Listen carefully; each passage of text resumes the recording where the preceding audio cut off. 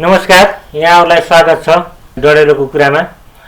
हामी यो डडेलोको कुरा कार्यक्रम प्रकृति, वातावरण, स्थानीय समुदाय, जनसमुदायहरूसँग जोडिएका महत्त्वपूर्ण सवालहरूमा चाहिँ हामी छलफल गर्दै आइरहेका छौँ यो कार्यक्रममा। र विशेष गरी डडेलोले वर्षेनी 100 हेक्टर जमिन चाहिँ नष्ट भइरहेको अवस्था छ, मानवीय क्षति त्यत्तिकै छ, जैव विविधताको त्यत्तिकै नष्ट भइरहेको अवस्थाहरू छ र यसको समग्रमा यसले कति क्षति पुर्याएको छ र आर्थिक रूपमा देशलाई कति क्षति भएको छ भन्ने कुरा अहिलेसम्म आकलन पनि छैन र त्यसको अध्ययन पनि छैन। आज हामी यस विषयमा छलफल गर्दैछौँ।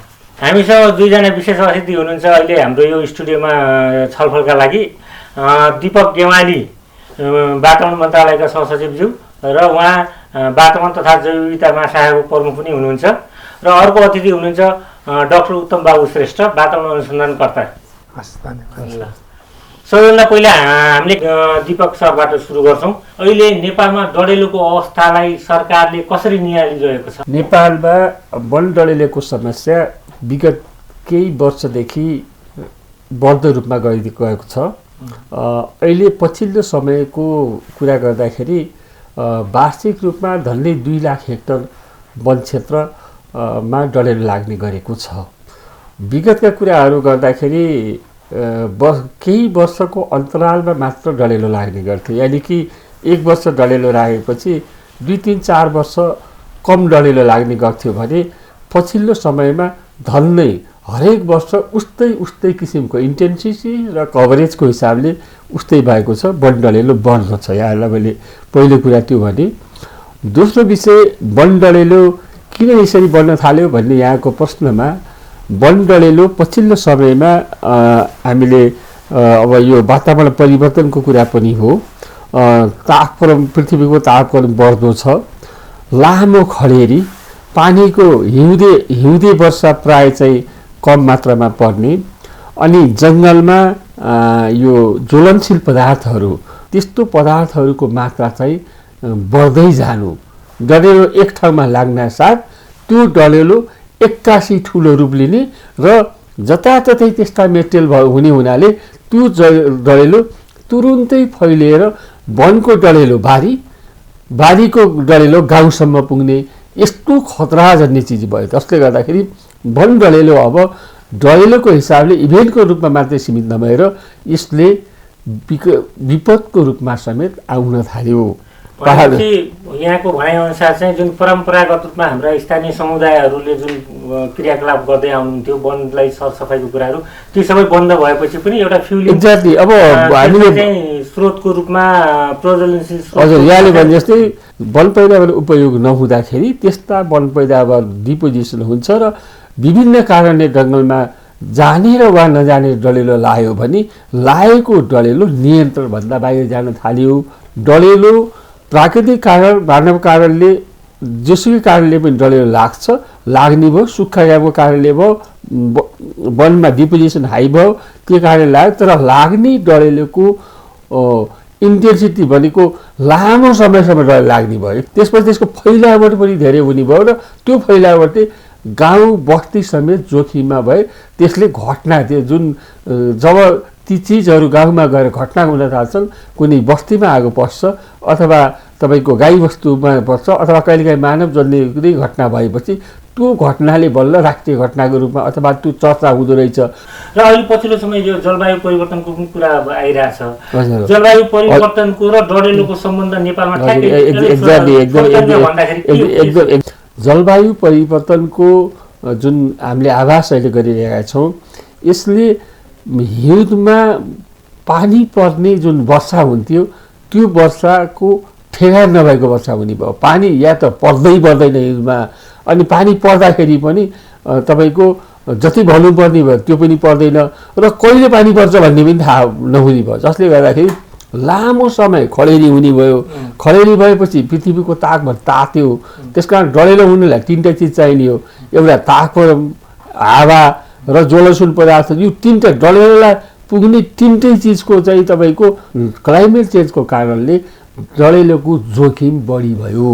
अनि अब हामी यो विज्ञको दृष्टिकोणबाट सुनौँ, के हो खास डडेलो? हाम्रो भूभाग जुन छ नि, पहाडी भूभाग, त्यो चाहिँ एउटा उकालोमा चाहिँ डढेलो चाँडै फैलिन्छ कि होइन, अलि स्लोप भएको भूभागमा। अनि त्यो भएको भएर पनि हाम्रो भूभाग चाहिँ डढेलोको हिसाबले बढी संवेदनशील छ। यो चाहिँ चिम्नी हुन्छ नि, घरमा राखेको चिम्नी जस्तै हो, तपाईँको हुरहुरी बोल्ने हुन्छ होइन। त्यो अहिले चाहिँ यो मिचा प्रजाति होइन नेपालभरि तपाईँको चाहिँ अब हामीले कृषि कर्म गर्न छोडेका छौँ, अनि त्यसले गर्दाखेरि हाम्रा बारीहरूमा अहिले चाहिँ पुरै झाडी भएको छ होइन। त्यहाँ चाहिँ विशेष गरेर यो बाह्य मिचा प्रजातिका झारहरूले थुप्रेका छन् त्यहाँ होइन, त्यो उम्रेका छन्। अनि त्यसले चाहिँ पहिला चाहिँ बारी र बस्ती अनि जङ्गल छुट्टा छुट्टै हुन्थ्यो होइन। गाउँको आगो चाहिँ वनमा जान अनि वनको डढेलो गाउँमा आउनलाई चाहिँ बिचमा खेतबारी हुन्थ्यो। अहिले चाहिँ त्यसमा चाहिँ यो मिचा प्रजातिका वनस्पतिहरू थुप्रिएपछि त्यसले थप इन्धनको काम गर्यो। त्यसले चाहिँ त्यो यताको आगो उता लान, उताको आगो यता ल्याउनलाई त्यसले चाहिँ ब्रिजको रूपमा, पुलको रूपमा काम गर्यो। जुन जलवायु परिवर्तनले चाहिँ तपाईँको तापमान वृद्धि भन्छौँ नि हामीले, 1 डिग्री सेल्सियस तापमान वृद्धि भयो भने हावामा त्यसले बोक्ने पानीको जुन पानी बोक्छ नि हावाले होइन, अनि त्यो पानी पर्छ नि होइन, त्यो चाहिँ 7% वृद्धि हुन्छ 1 डिग्री सेल्सियस वृद्धि हुँदा। जलवायु परिवर्तन तापमान वृद्धिले अनि एउटा चाहिँ पानी बोक्ने क्षमता वृद्धि गरिदिन्छ, अर्कोतिर चाहिँ त्यो तातो हुँदाखेरि जमिनबाट बढी बाफ उठ्छ अनि बिरुवाहरूले पनि तलबाट पानी सोसेर हावामा फाल्छ, इभापोट्रान्सपिरेसन भन्छौँ त्यसलाई हामी। हो त्यो बढाउँछ कि सुक्खा खडेरी त्यसले बढाउँछ एकातिर भने पानी पर्ने प्रक्रिया पनि एकदमै ठुलो बनाइदिन्छ होइन। अनि त्यसले गर्दा चाहिँ तपाईँको सुक्खा लामो अनि खडेरी लामो भएपछि चाहिँ अब त्यो थुप्रेर रहेको इन्धन बल्ने हुन्छ। अनि त्यसमा चाहिँ अब जोड्दाखेरि हाम्रो असावधानीले गर्दा होइन, मान्छेहरूले अब चुरोट खाएर फालिदिन्छन्, बिडी खाएर फालिदिन्छन्, जान अब त्यहाँ च्याउ उम्रिन्छ होइन, राम्रो घाँस पलाउँछ भनेर जान चाहिँ डढेलो लगाइदिन्छ। अनि त्यो नियन्त्रणभन्दा बाहिर पुग्छ होइन। अनि त्यसपछि अब अर्को कतिपयले चाहिँ जङ्गली जनावरहरूको शिकार गर्नको लागि भनेर पनि लगाइदिन्छन् होइन। त्यो कुराले गर्दाखेरि डढेलो चाहिँ वार्षिक रूपमा बढ्दै गएको छ र त्यो चाहिँ एउटा विपदकै रूपमा अहिले देखा परेको छ नेपालमा। अब सरकारले डढेलो नियन्त्रणका लागि के कस्ता नीतिहरू तयार गरेको छ र त्यसलाई कार्यान्वयन गरिरहेछ यहाँले भनिदिनु पर्यो। सरकारले सङ्घीय तहमा, प्रदेश तहमा र स्थानीय तह सबै सरकारहरूले खालको काम भइराखेकै अवस्था हो। तर पनि यी सबै कामले चाहिँ जुन डढेलोको इन्टेन्सिटी छ त्यो लेभलको कन्ट्रोल गर्न सकेको अवस्था चाहिँ होइन। सङ्घीय तर्फबाट विशेष गरी नीति नियमहरू बनाउने सहजीकरण गर्ने कुराहरू हुन्। त्यसमा चाहिँ हामीसँग अहिले चाहिँ वन डढेलो रणनीति 2067 छ, त्यसको यानि कि त्यसको परिमार्जनको काम पनि भइरहेछ। भर्खरै हाम्रो विपदले पनि एउटा रणनीति तयार गरेको छ। वन ऐनमा डढेलो लगाउन पाइन्न, डढेलो लगाए पनि त्यसलाई चाहिँ जरिमाना र कैद हुने व्यवस्था छ। यी कुराहरू चाहिँ ऐन नियमका कुराहरू भए भने डढेलो नियन्त्रणमा प्रत्यक्ष रूपमा अहिले डिभिजन वन कार्यालयहरूले नै काम गर्ने हो। निकुञ्ज संरक्षित क्षेत्रभित्र संरक्षित क्षेत्र कार्यालयहरूले गर्ने गरेका छन्। विशेष गरी डढेलोको सिजन आउनुभन्दा पहिले नै विभिन्न किसिमका सञ्चार माध्यमहरूबाट डढेलो लगाउन हुँदैन भनेर सचेतना कार्यक्रमहरू चलाउने र समयमै डढेलोबाट बस्नको लागि प्राथमिक चाहिँ एक खालको चाहिँ एवारनेसका एक्टिभिटी गरेर सजग रहने कुरा एउटा कुरा हो भने, अनि दोस्रो विषय चाहिँ डढेलो लाग्ने ठाउँहरू, अति जोखिमपूर्ण ठाउँहरू, कम जोखिमपूर्ण ठाउँहरू जस्ता विभिन्न खालले आफ्नो कार्यक्षेत्रलाई विभिन्न जोनमा विभाजन गरेर अति संवेदनशील, कम संवेदनशील भनेर अति संवेदनशील केन्द्रित केही कार्यक्रमहरू गर्ने गरेको पनि छ। पछिल्लो समयमा पेली स्तरका कार्यहरूले अति संवेदनशीलमा अलिकता केही स्टाफहरूको सङ्ख्या बढाउने र अलिक सचेतना कार्यक्रमहरू पनि बढाउने र वन व्यवस्थापन कामलाई अलिकता तीव्रता दिने, यानि कि यस्ता वन पैदावारहरू जुन ज्वलनशील छन् त्यस्ता सङ्कलनको लागि समूहलाई प्रायोरिटी दिने, समूहलाई अलिकता परिचालन गर्ने र अनि कतिपय ठाउँमा चाहिँ राष्ट्रिय वनहरूमा केही हेरालुहरू पनि राखेर फायर लाइनहरूका कामहरू गर्ने र हेरालुहरूबाट डडेलो नियन्त्रण जस्ता कामहरू चाहिँ यो कामहरू चाहिँ स्थानीय सरकारको स्थानीय सरकारसँग कसरी सम्बन्धित छ डडेलो नियन्त्रणको काम प्रादेशिक सरकारसँग के छ र केन्द्रले के गर्छ अलिकति सम्पत्तिको संरक्षण गर्ने दायित्व जीवधनको सुरक्षाको दायित्वकै कता कता यो स्थानीय तहमा गएर स्थानीय सरकारसँग गएर जोडिने हुनाले स्वाभाविकै रूपमा स्थानीय तहहरूले पनि यसमा इन्भल्भ हुनुपर्ने हुने किनभने जनताको डाइरेक्ट सरकारको विषय भयो त्यसकारण स्थानीय तहहरूले पनि त्यस्ता संवेदनशील ठाउँहरूमा आफ्नो तरिकाले सहयोग गर्नुभएको छ पछिल्लो समयमा प्रदेश सरकारका डिभिजन वन कार्यालयहरू र स्थानीय तहहरूको साझेदारीमा चाहिँ डडेलो नियन्त्रणका प्रयासहरू चाहिँ नीति नियम बनाएको छ बनाउँदैछ डडेलो अब विपदसँग जोडिसकेको विषय हो त्यसकारण चाहिँ यसलाई फरक ढङ्गले हेर्नुपर्छ भन्ने हिसाबले चाहिँ हामीले अब जोखिम क्षेत्रहरू पहिचान गर्ने अर्ली वार्निङ सिस्टमहरूको विकास गर्ने फ्युल म्यानेजमेन्टको हिसाबले के गर्न सकिन्छ कुनै इन्टरप्राइजसँग लगेर जोड्न सकिन्छ कि के गर्न सकिन्छ भनेर ती 2-3 नयाँ फिल्डमा चाहिँ काम गर्ने भने यो कुराहरू चाहिँ लागू गरेर पोलिसीको रूपमा ल्याउँदै हुनुहुन्छ कि होमवर्क यो हिसाबले केही दाता विकास साझेदारहरूलाई यो नयाँ फिल्ड छ म्यापिङ गर्ने म्यापिङ गरिसकेपछि अर्ली वार्निङ सिस्टमको विकास गर्ने र अनि वनमा भएको ज्वलनशील पदार्थको व्यवस्थापनको विकल्पहरू के हुन सक्छ भनेर 3टा फिल्डमा चाहिँ काम गर्ने जोइन्ट भेन्चरमा काम गर्ने गरी कुनै परियोजनाहरू विकास गरौँ त्यस्ता परियोजनाहरू जिल्लाको हिसाबले पनि हामीले संवेदनशील जिल्लाहरू छुट्याएको छ डडेलोको हिसाबले असाध्यै संवेदन भएका जिल्लाहरूबाट सुरु गरेर मोडलको रूपमा केही जिल्लाहरूमा ताकि हामीले डडेलो नियन्त्रण गर्न सक्छौँ भनेर जस्तो कुरै गर्नुपर्दाखेरि हामीले एडिबीलाई अर्थ मन्त्रालय मार्फत एडिबीलाई हामीले पत्रचार गरेका छौँ।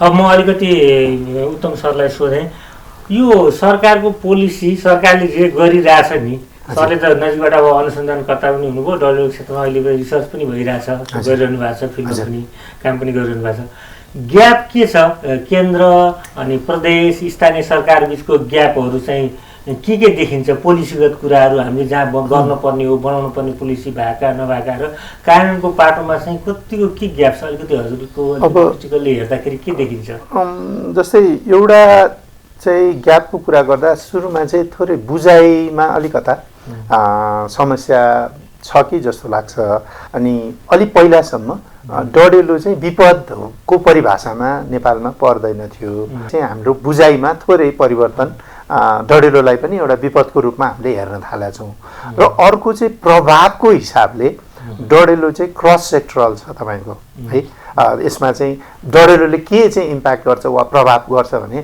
त्यसले हाम्रो वनमा अब यत्रो चाहिँ हामीले सामुदायिक वन भनेर कबुलियती वन भनेर हामीले जुन वन हुर्का छौँ डडेलोले चाहिँ एकैचोटि सखाप पारिदिने भयो त्यसले जैविक विविधता नाश गर्ने भयो होइन तपाईँको चाहिँ अर्को भनेको पानीका मुहानहरू सुकाउने भयो अनि समाजमा पनि त्यसले अब जस्तै विभिन्न बन्ने स्रोतहरू ल्याउने समुदायहरूले अब वनमा सबै डढेपछि ल्याउन पाएन होइन जनावरहरू मर्ने भए र अर्को भनेको हाम्रो मानव स्वास्थ्य होइन डडेलोले गर्दा चाहिँ तपाईँको चाहिँ वातावरण प्रदूषण हुन्छ त्यो धुवाँ चाहिँले तपाईँलाई चाहिँ स्वास्थ्यमा असर गर्छ होइन त्यसको जुन एउटा बहुआयामिक र अनि त्यो पछि डडेलो लागिसकेपछि त्यो ठाउँलाई पुनर्स्थापना गर्न ठुलो खर्च लाग्छ होइन अनि त्यो सबैले गर्दा त्यसको आर्थिक सामाजिक मानव स्वास्थ्यमा सबै जलस्रोतमा सबै एउटा बहुआयामिक प्रभाव छ त्यो प्रभावलाई पनि बुझ्ने हिसाबमा एउटा समस्या छ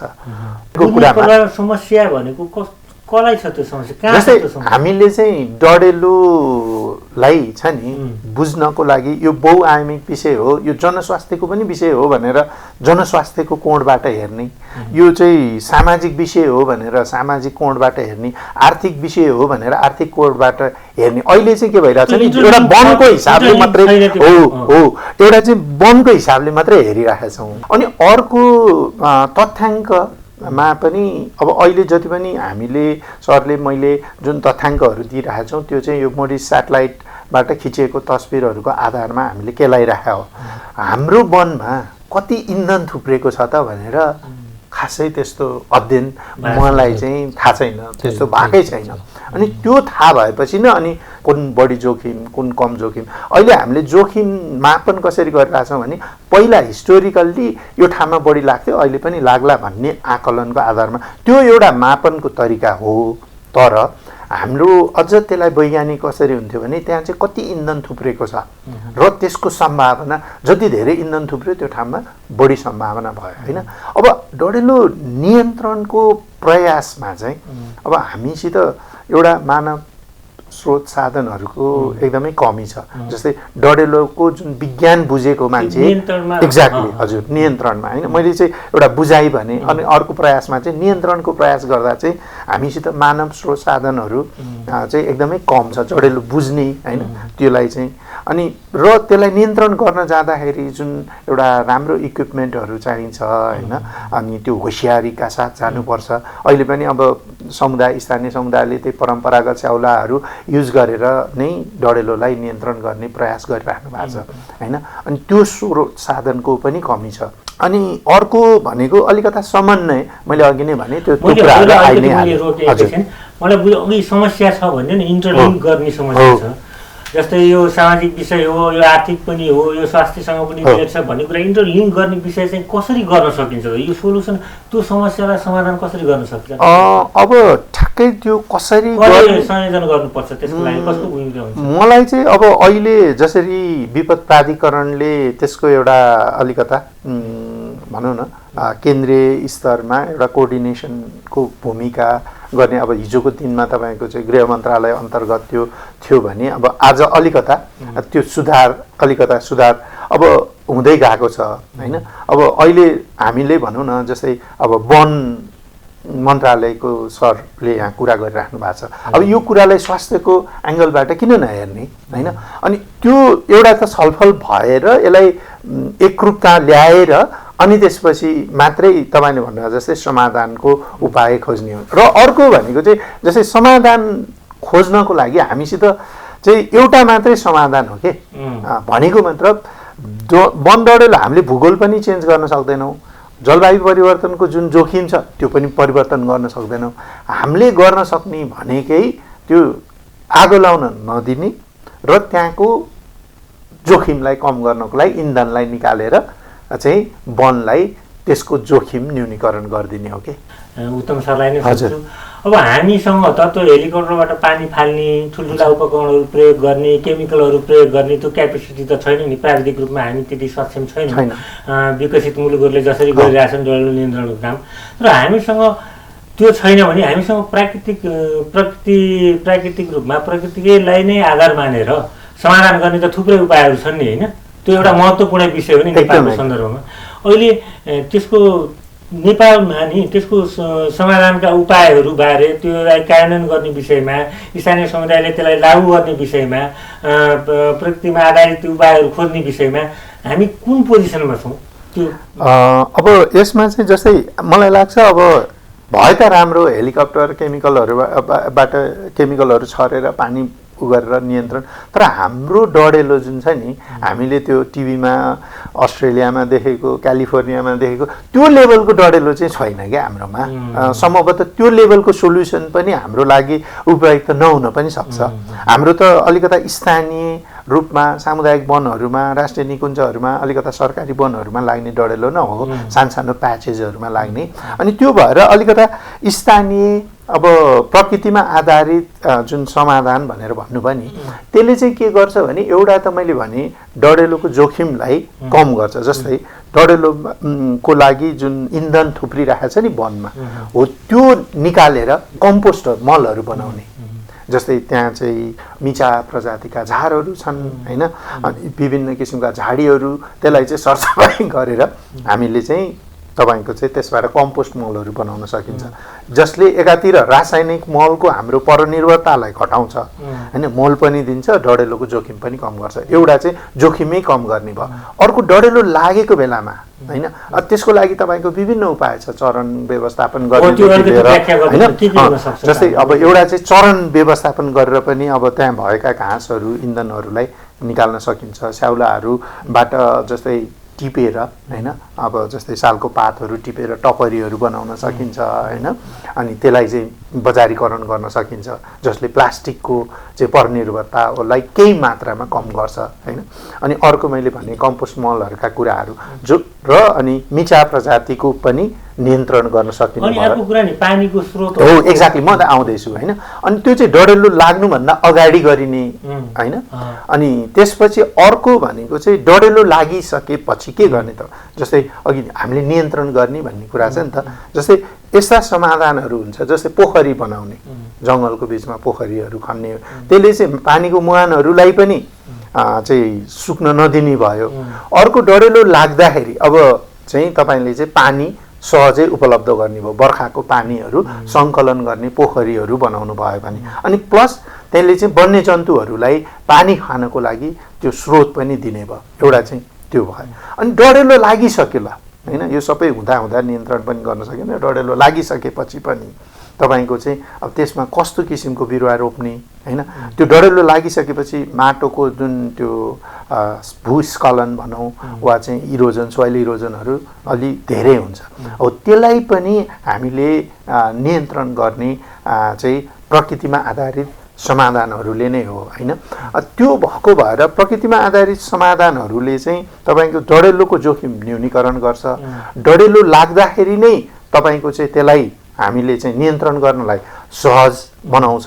र अर्को भनेको चाहिँ डढेलो लागिसकेपछि पनि भूस्खलनहरू रोक्न र त्यसलाई चाहिँ जस्तै अब बिरुवाहरू, रैथाने बिरुवाहरू रोप्ने, अनि अघि नै भनियो हामीले चाहिँ कृषि वन प्रणालीहरूको चाहिँ अवलम्बन गर्ने होइन। त्यस्तो प्रकृतिमा आधारित समाधानहरू अपनायो भने त्यो तिनटै जुन चरण छ डढेलोको, त्यसलाई चाहिँ त्यसको जोखिम प्रभावलाई न्यूनीकरण गर्न सकिन्छ। अर्को थप भनेको यस्ता समाधानहरूले त्यो डढेलोको जोखिम र नियन्त्रणलाई प्रभावकारी बनाउने मात्र काम गर्दैन, बरु यसले चाहिँ तपाईँको यो हामी को बेनिफिट्स हुन्छ कि एउटा चाहिँ फाइदा भनौँ न होइन। जस्तै अब तपाईँको चाहिँ सालको टपरी बनाउने, पातको टपरी बनायो भने स्थानीय महिला वा भनौँ न स्थानीय समुदायलाई त्यसले आम्दानी दिने भयो।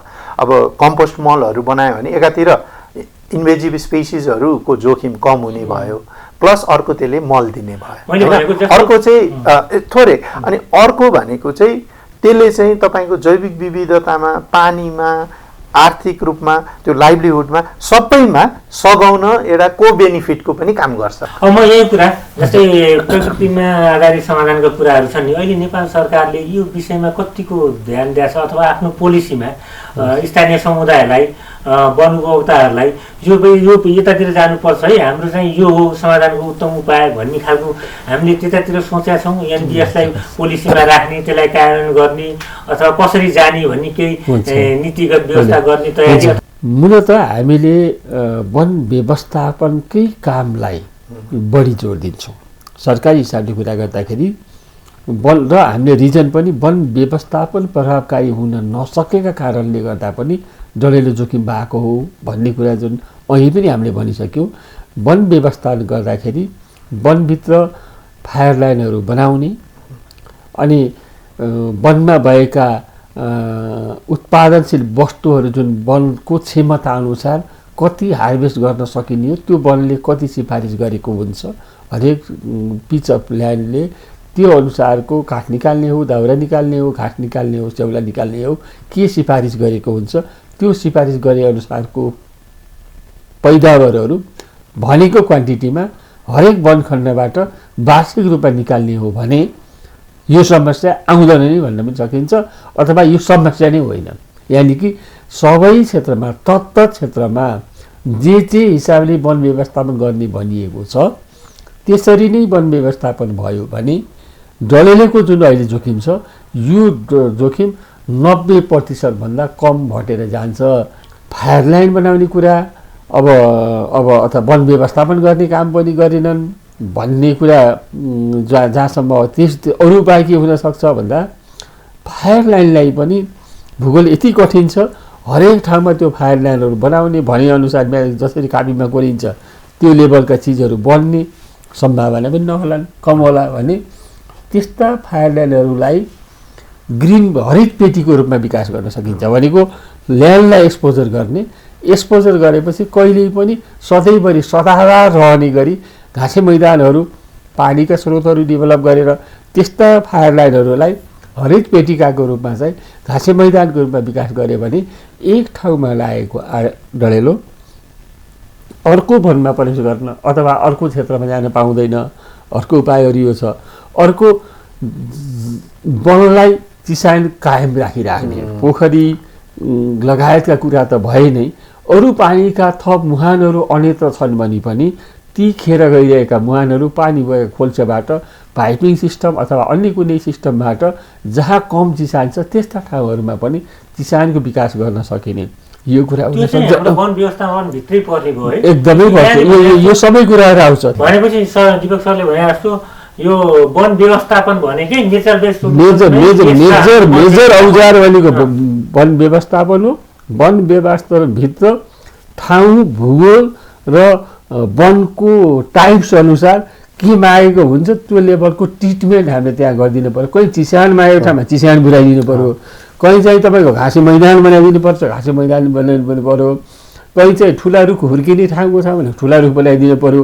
त्यहाँ डडेलो आएर जल्ने चिजको नपाउने व्यवस्था चाहिँ हामीले नेचर बेस्ड म्यानेजमेन्टबाट गरिदिनु पर्यो। यो भयो भने डडेलो व्यवस्थापन गर्छ। अब एकदम अन्तिममा कस्तो रणनीति हामीले अप्नायौँ भने डडेलो नियन्त्रणमा राख्न सक्छौँ नेपालले? अलिकति छोटोमा भनिदिनु पर्यो ठ्याक्कै।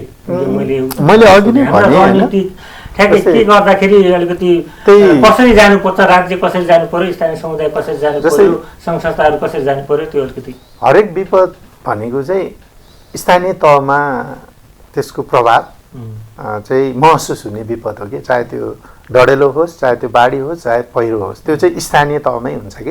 अनि त्यो भएर स्थानीय तहलाई नै एउटा रणनीति भनेको चाहिँ ठिक छ। अब टप डाउन पनि सरले हामीले कुरा नै गरिसक्यौँ, माथिबाट सूचना दिने जनचेतनाका कुराहरू, तर एक्सनको पोइन्ट भनेको चाहिँ स्थानीय समुदाय, अझ तह पनि होइन कि स्थानीय समुदाय। अहिले सामुदायिक वनहरू होइन लाई अझ बढी क्रियाशील बनाउनु पर्यो र वन व्यवस्थापन अहिले धेरै जसो सामुदायिक वनहरूमा एउटा प्यासिभ म्यानेजमेन्ट पनि भइरहेको छ होइन। उहाँहरू धेरै लगभग आधी अध्ययनहरूले आधी जस्तो नेपालको सामुदायिक वनहरू अहिले क्रियाशील हुन छाडेका छन् भन्ने कुराहरू आइरहेछ नि होइन।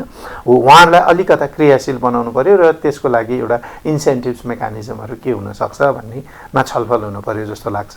र अर्को भनेको चाहिँ जुन अघि नै भन्यौँ हामीले प्रकृतिमा आधारित समाधानका उपायहरू, त्यसलाई चाहिँ हाम्रा स्थानीय तहको विपद व्यवस्थापन रणनीतिहरूमा होइन चाहिँ अलिकता मेन स्ट्रिमिङ गर्ने काम गर्नु पर्यो। र अघि डडेलो लाग्न नदिनको लागि अब पूर्व सूचना प्रणालीहरू अलिकता राम्रो बनाउनु पर्यो र त्यसलाई चाहिँ मलाई चाहिँ के लाग्छ भने त्यसलाई प्रभावकारी र यो डडेलो भनेको बहुआयामिक समस्या भएको भएर एउटा मात्रै सिङ्गल त्यो सिल्भर बुलेट सोल्युसन हुँदैन, यसलाई चाहिँ बन्डल्स अफ सोल्युसन चाहिन्छ।